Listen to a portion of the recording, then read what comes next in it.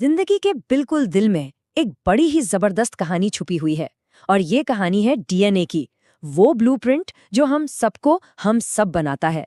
तो चलिए इसे समझने की कोशिश करते हैं। तो आज हम एक बहुत ही बड़े रहस्य को सुलझाने वाले हैं।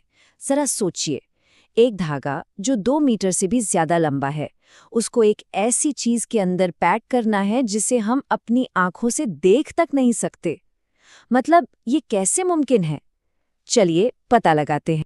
देखिए, डीएनए को सीधे सीधे समझने से पहले एक कदम पीछे चलते हैं और ये जानना बहुत जरूरी है कि आखिर किसी भी जेनेटिक मटेरियल का, मतलब आनुवांशिक पदार्थ का काम क्या होता है। मतलब जिंदगी का ब्लूप्रिंट बनने के लिए किसी मॉलिक्यूल में क्या-क्या खासियतें होनी चाहिए। तो देखिए, किसी भी मॉलिक्यूल को जेनेटिक मटेरियल कहलाने के लिए ना उसे 4 शर्तें पूरी करनी पड़ती हैं। पहली, वो अपनी कॉपी खुद बना सके, रेप्लिकेट कर सके। दूसरी, वो स्टेबल हो, मतलब मजबूत हो, ताकि जो जानकारी उसमें है वो सुरक्षित रहे। तीसरी शर्त ये है कि उसमें धीरे धीरे बदलाव यानी म्यूटेशन की गुंजाइश हो। एवोल्यूशन के लिए ये बहुत जरूरी है। और चौथी और आखिरी शर्त, वो अपने अंदर के निर्देशों को असलियत में यानी हमारे लक्षणों में बदल सके। और इन सारी शर्तों पर खरा उतरने वाला मॉलिक्यूल कौन सा है? वो है डीएनए। तो चलिए अब हम जूम इन करते हैं, एक बड़े स्केल से सफर शुरू करके बिल्कुल माइक्रोस्कोपिक लेवल तक जाएंगे, ये देखने के लिए कि ये कमाल का कोड आखिर बना कैसे है। तो हमारा ये सफर शुरू होता है एक सेल से, एक कोशिका और उसके न्यूक्लियस के इस जाने पहचाने से चित्र से, मतलब जिंदगी की सबसे छोटी यूनिट से।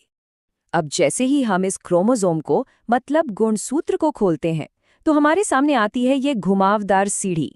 जी हाँ, यही है डीएनए का मशहूर डबल हेलिक्स, जिसने जिंदगी की सारी जानकारी अपने अंदर समेट रखी है। और अगर हम और भी करीब से देखें तो पता चलता है कि ये सीढ़ी असल में केमिकल बिल्डिंग ब्लॉक्स की एक बहुत लंबी चेन है। इन्हें कहते हैं न्यूक्लियोटाइड्स, जो एक दूसरे से कमजोर हाइड्रोजन बॉन्ड्स के जरिए जुड़े रहते हैं। तो सवाल उठता है कि ये न्यूक्लियोटाइड आखिर है क्या? इसे ऐसे समझिए, ये डीएनए की एक ईंट है और हर एक ईंट यानी हर न्यूक्लियोटाइड 3 चीजों से बना है, एक फॉस्फेट, एक डीऑक्सीराइबोज शुगर और एक नाइट्रोजनस बेस। और असली कोड, असली राज इन्हीं बेस में छिपा होता है।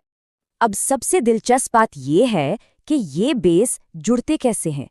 इसका एक बहुत ही खास नियम है। एडेनिन यानी ए हमेशा, और मेरा मतलब है हमेशा, थाइमीन यानी टी के साथ जोड़ी बनाएगा, और ग्वानिन जी हमेशा साइटोसिन सी के साथ।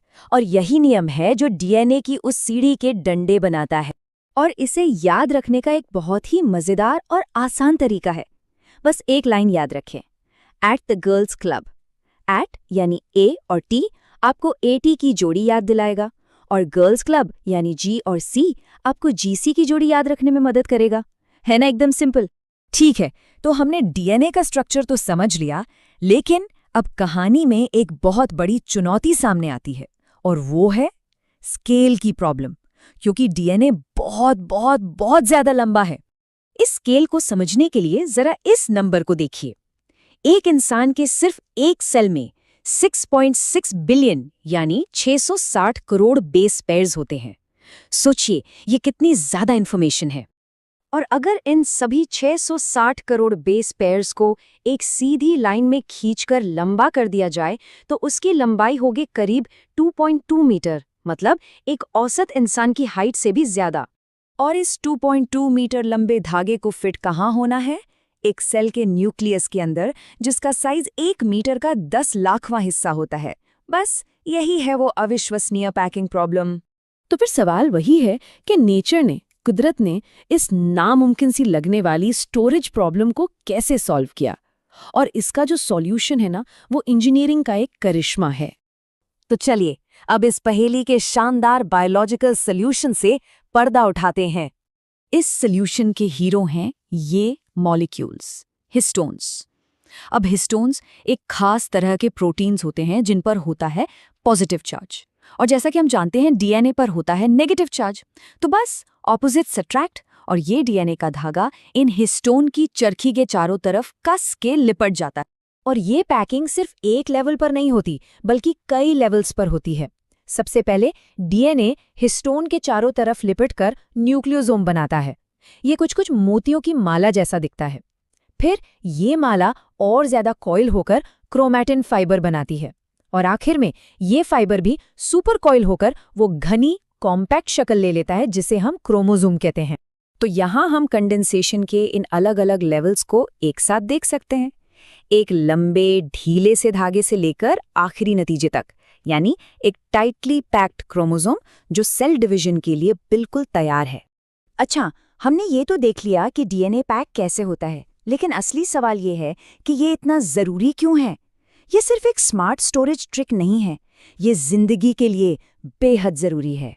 सोचिए, इस जबरदस्त पैकिंग के बिना जिंदगी मुमकिन ही नहीं है। ये न सिर्फ इतनी सारी इन्फॉर्मेशन को एक छोटी सी जगह में स्टोर करती है और डीएनए को उलझने से बचाती है, बल्कि ये सबसे जरूरी काम भी करती है। ये पक्का करती है कि जब सेल डिवाइड हो तो जेनेटिक इन्फॉर्मेशन की एकदम परफेक्ट कॉपी बने और दोनों नए सेल्स में बराबर बराबर बट जाए।